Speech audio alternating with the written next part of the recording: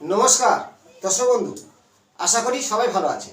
2025 সাল আগের দিনে যে ভিডিও দিয়েছিলাম আপনাদের বাড়িতে বসে দেখার জন্য, সেটা হলো অতিরিক্ত ডিভোর্স বেড়ে চলেছে। যদি আগেকার দিনে কি গ্রহ নক্ষত্রের প্রভাব এই মানুষের উপর পড়েনি? অবশ্যই পড়েছিল। যুগের সঙ্গে পরিবর্তন, কারণ আগেকার দিনে দেখেছি যে একটা নারীর ওপরে ধরো সাংসারিক চাপ আসছে, স্বামীর ওপরে স্বামী চাপ, শাশুড়ির চাপ, তারা সহ্য করত, কারণ সে ছিল অসহায়। এখনকার দিনে নারীদের স্বাধীনতা আছে, তার শিক্ষাগত যোগ্যতা সে একটা অর্থ ইনকামের রাস্তা দেখেছে, তাই সে কেন লাঠি ঝাঁটা খাবে? আমার ভাষাটা একটু, অনেকে বলে ভাষা ঠিক করবো, আমি ভাষা ঠিক করবো না, স্বাভাবিক ভাষা।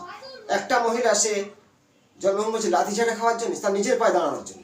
তাই আগেকার দিনে ডিভোর্স এই কারণে ছিল না, গ্রহদের প্রভাব ছিল, কিন্তু সহ্য করে মারধর খেয়ে তার সংসার করতে হতো। এখনকার দিনে সেটা নেই, কারণটা ডিভোর্স বেশি বেড়েছে, এই কারণ মূল। এবার তার সঙ্গে যৌতুক বিচার কেন করা হয়? যৌতুক বিচারে মিললে যে সে সুখী হবে তা নয়, তার সঙ্গে মূল কথা হলো মন মানসিকতা এবং তার বাস্তব আমরা এতটাই ভূমিকা যে বাস্তবে আমরা ঘুমাবো, তাকে ভবন বলা হয়, তেমনই ভাবনা চিন্তা তার মধ্যে সৃষ্টি হবে, তার মস্তিষ্কে কোটি কোটি সিনেমাগুলো তেমনই ধারাবিধি চলবে। কিন্তু আমাদের বাস্তব যদি ভুল হয়, আমাদের যতই যৌতুক বিচারে যৌতুকে মিল হোক, কিন্তু আমাদের বিয়ে হওয়া জীবন সুখের হবে না। কারণ আমাদের যে দক্ষিণ দিকটা মঙ্গলের দিক, তাহলে মঙ্গল আমাদের শুধু চাটে খারাপ মঙ্গল অমঙ্গল, মঙ্গলের দোষ, এই নিয়ে হারালে হবে না। মূল কারণ তার জন্মস্থানে তার নেগেটিভ গ্রহর প্রভাব বাস্তু থেকে কতটা তার মধ্যে প্রবেশ করছে, তেমনই বাস্তু তার মূল কারণ। আমি আজ অষ্টকূট বিচারের কয়েকটি তত্ত্ব জানাবো। এবং অষ্টকূট বিচার মানে কি? যৌতুক বিচার। কোনো জ্যোতিষীর কাছে কোনো ছেলে মেয়ের বিয়ে দিতে হলে আগে যৌতুক বিচার করতে হয়, এটা স্বাভাবিক, আমরা সবাই জানি, করি। কিন্তু যৌতুক বিচার করে কি ভালো আছে অনেকে? সেই সম্পর্কে তত্ত্ব জানাবো। আমার দুটি ক্লায়েন্ট, একটা ছেলে একটা মেয়ে, এদের দুজনের প্রেম কাহিনী, ছোট্ট থেকে প্রেম, কিন্তু তাদের এই যে দুটো ছক তৈরি করা আছে, যারা জ্যোতিষ বন্ধু তারা এই সম্পর্কে অনেকটা আইডিয়া বুঝতে পারবে, যারা নতুন তাদেরকে আমি বুঝাবো, অনেকটা বুঝবে। বাস্তব নিয়ে আমি বললাম, লাস্ট আমি বলবো, যদি কারো হয়ে থাকে ভালো টোটকা দেবো, নিজেরা সে প্রয়োগ করবেন, আপনার এই যে নেগেটিভটা কাটতে বাধ্য হবে। শুরু করছি। প্রথম একটা ডেটা বা দেখো, এই যে 5-8-1999, তাহলে 3টে লাইন আমি অনেক ভিডিওতে বলেছি। দক্ষিণ দিকে জলের ধারা, পুকুর, নেগেটিভ, নোংরা, ফাঁকা জায়গা, গাছ, বিয়ে হচ্ছে না বা হয়েছে, সমস্যা ঘটবেই। আরেকটা ডেট আবার দেখো, 31 মানে 4, রাহুর ডেট, বলা হয় স্কার্স ডেট, 5-1999, এটাও 3টে নয়। তাহলে যৌতুক বিচারে এই যে দুটো জাতক জাতিকার ক্ষেত্রে 3টে নয় মানে নাম সংখ্যা তুমি যাতে মিলে যাচ্ছে, ফার্স্ট ছকের মধ্যেও মিলবে। অষ্টকূটের বিচারে 28 আসলে আমরা বলি ঠিক আছে বিয়ে দাও, কিন্তু 28 তো এসেছে, কেন বিয়ে হচ্ছে না, কেন মনের মিল হচ্ছে না? মূল তত্ত্ব আসবো লাস্ট, দেখবে লাস্ট পর্যন্ত। তাহলে এই ডেট অফ বার্থে মিলে যাচ্ছে মানে এখানে যৌতুক বিচারে মিলবে, তার তত্ত্ব জানাবো। 3টে নাইন মঙ্গলের নেগেটিভ প্রভাব পড়বে।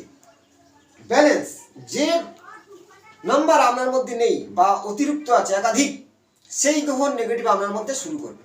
তাহলে এই ডেট অফ বার্থের শুরু 5-1-1999। তাহলে এই ডেট অফ বার্থ অনুযায়ী লগ্ন মেষ, রাশি বৃশ্চিক। তাহলে দুটো লগ্ন থেকে আমরা কাউন্ট করে গুনতে পারি, রাশি থেকে গুনতে পারি। লগ্ন থেকে শুরু করে লগ্নে আছে বৃহস্পতি ও শনি, গুরু সৌরী যোগ বলা হয়।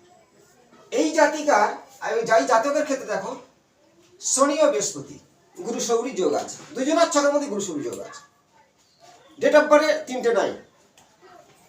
তাহলে লগ্নে বৃহস্পতি একাধিক থাকতো আগের জন্মের পুণ্যের ফল, কিন্তু শনি আছে পাপগ্রহ। আমি বলেছি লগ্নে কোনো বা লগ্নের সপ্তমে কোনো পাপগ্রহ থাকলে দাম্পত্য জীবনে একটা প্রভাব আসবে। তাহলে লগ্ন থেকে কারণ দ্বিতীয় ঘর দেখো, দ্বিতীয় ঘরে আছে রবি ও বুধ। দ্বিতীয় ঘর থেকে বাক্যর জন্য বন্ধু চটে, কারণ দ্বিতীয় ঘর হলো বাক্য, ব্যাংক, টাকা, অর্থ। কিন্তু দ্বিতীয় ঘরে রাহু থাকলে তার মুখের বাক্যর জন্য হঠাৎ বিচ্ছেদ হবে, প্রেম বা বিবাহ বা বন্ধুত্ব। কারণ রাহুর মুখে ভাষা অনেক সময় পরিবর্তন হয়, পরিবর্তন হওয়ার কারণও আছে, রাহু তো পরিবর্তন করে। তৃতীয় চতুর্থ ঘরে দেখো শুক্র রাহু যুক্ত, রাহু সর্বক্ষেত্রে মাথা সৃষ্টি যায়, মাতার শরীর অবশ্যই অসুস্থ থাকবে।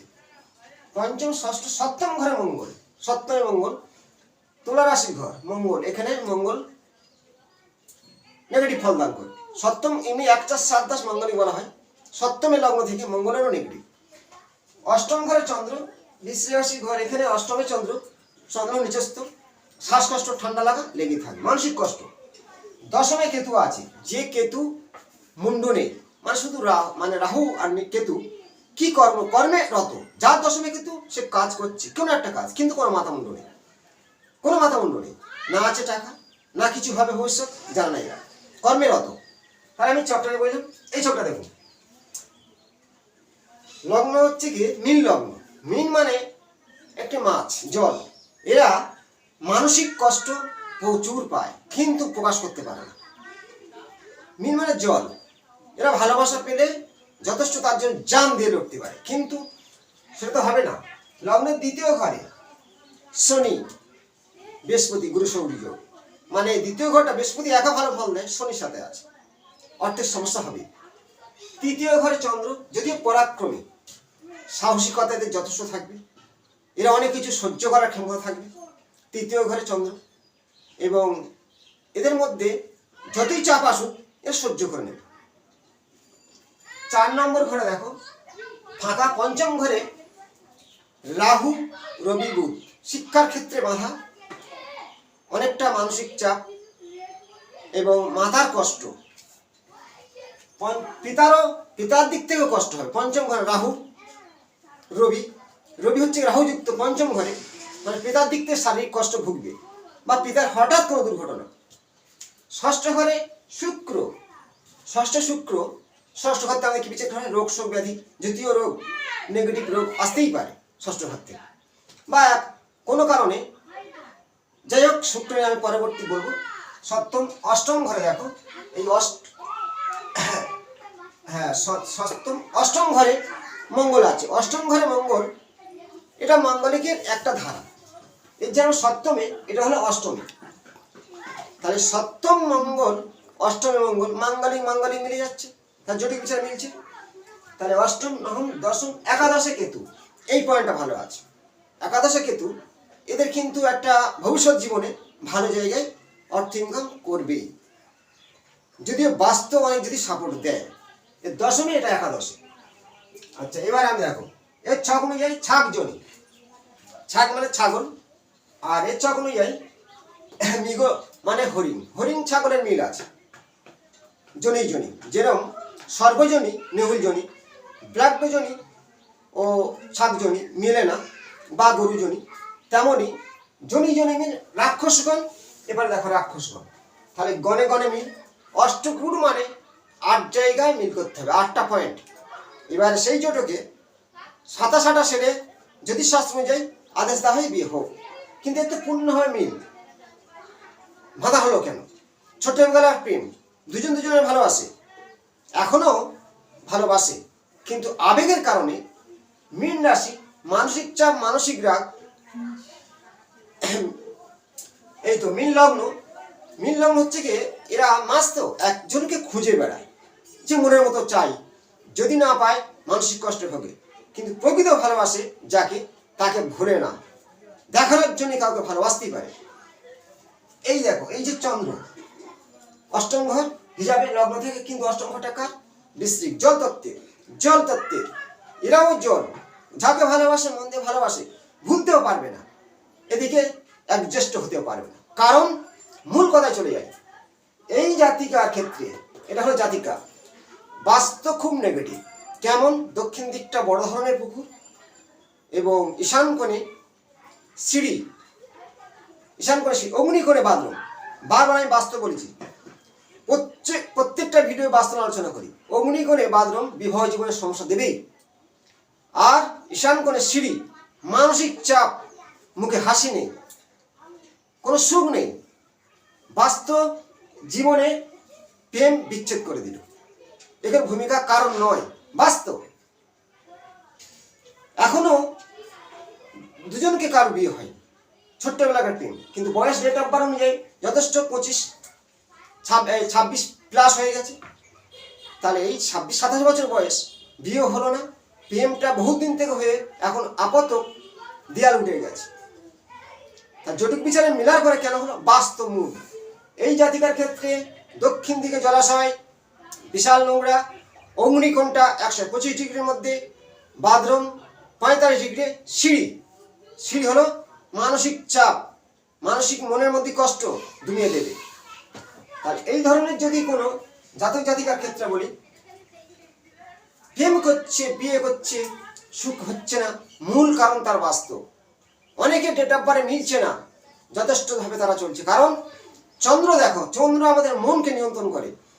অষ্টম ঘরে চন্দ্র, অষ্টমে চন্দ্র, সেই চন্দ্র ক্ষীণ চন্দ্র এবং দুর্বল, মানসিক চাপে তার যত কিছু কষ্ট সহ্য করতেই হবে, এটা মূল কারণ। যাই হোক, ব্যক্তিগত আমার টাইম হতে পারে, বিস্তারিত আরও কিছু ব্যাপার আছে, আমি আলোচনা করব না। কিন্তু জটুক বিচারের কথা বলেছিলাম, অষ্টকুট বিচারে রাশিগত, জনিগত, গণ এবং কিছু তার এর কতটা মাঙ্গলিক, ওর কতটা মাঙ্গলিক, সেই সম্পর্কে। তার কারণ যে অষ্টমে আছে, সপ্তমে আছে। অষ্টমে মঙ্গল থাকলে মাঙ্গলিক হয়, সপ্তমে থাকলে হয়, এবং দ্বাদশে থাকলে হয়, চতুর্থ থাকলে হয়। এবার মঙ্গলের কিছু ভূমিকা থাকে। মঙ্গল কেতু নক্ষত্রে, মঙ্গল শনি নক্ষত্রে, শুক্র আছে বৃহস্পতি যুক্ত, বৃহস্পতি আছে রাহু যুক্ত বা কানেকশন 6-8-12 হবে, কানেকশন 6-8-12 হবে। যেমন 6 নম্বরে শুক্র, এটা কানেকশন। ঠিক এইভাবে আমাদের জটুক বিচারের কি সিদ্ধান্ত না হয়, যদি এইরকমই হয়, তার কি প্রতিকার নেই? অবশ্যই আছে। মন দিয়ে শুনবেন এই প্রতিকারটা যদি করতে পারেন, আপনার জীবনে যে বাধা সৃষ্টি হচ্ছে, এখানে বাধা নেই, বাধা কোন জায়গা আছে? বাস্তবগত আছে। বাস্তব ঠিক করতে হয় মূল 1 নম্বর। 2 নম্বর, যদি এই ধরনের কারো নতুন ছোটবেলা প্রেম ভেঙে যায়, এক কথায় রাধা কৃষ্ণের মন্দির প্রতিষ্ঠিত, বহুত পূজাস্তিক হয় ধুমধাম, সেখানে গিয়ে একসাথে গিয়ে রাধাকৃষ্ণ মন্দিরে গাঁদা ফুল, রজনীগন্ধা ফুল এবং সাদা সন্দেশ মিষ্টি নিয়ে ভালো মনের কামনা জানিয়ে পুজো দিয়ে আসতে হবে। সেই রাধাকৃষ্ণ মন্দিরে মাটি আনতে হবে, দুজন আনতে হবে। সেই মাটি নিয়ে এসে দুজনে একটা রূপোর পাত্রে বা সোনার মাদুলি ভালো হয়, নইলে রূপোর মাদুলির মধ্যে ভরে, সে রাধাকৃষ্ণের মন্দিরের মাটি, কোনো গাছ নয়, কোনো কবজ নয়, মাটি ভরে, রাধাকৃষ্ণের মন্দিরের মাটি ভরে নিজের নারী বাম হাতে, পুরুষ ডান হাতে বাঁধবে। প্রত্যেকটা পূর্ণিমাতে 42টা পূর্ণিমা রাধাকৃষ্ণের মন্দির পরিক্রমা করে আসুন।